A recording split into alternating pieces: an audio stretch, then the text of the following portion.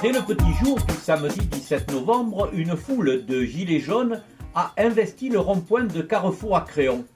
Banderoles, tracteurs, remorques accompagnaient les contestataires. Une manifestation de citoyens, une première à inscrire dans l'histoire locale. Chacun des 500 participants, au plus fort de la matinée, a crié haut et fort son désaccord avec la politique du gouvernement actuel.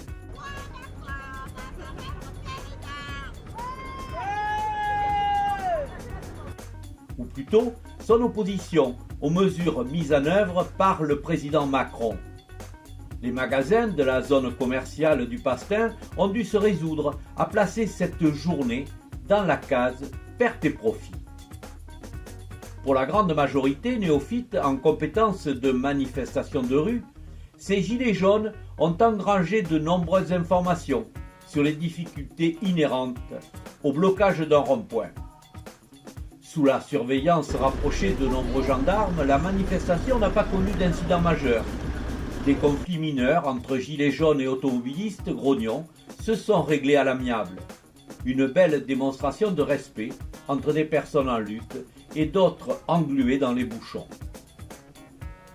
Plutôt joyeux, le rassemblement a tenu la dragée haute au temps qui passait. Jamais dégarni, le rond-point a conservé une occupation de l'espace fière et représentative toute la journée. Terminé en début de soirée, ce filtrage historique a bien sûr satisfait les manifestants et irrité les badauds contraints de rentrer chez eux sans avoir pu remplir placards et réfrigérateurs. Cette nouvelle forme de protestation a de quoi étonner, non pas sur sa forme, mais sur le mode de recrutement.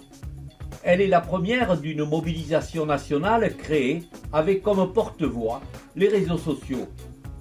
Réussite certainement, certitude d'obtenir satisfaction au regard des revendications exprimées, loin de là.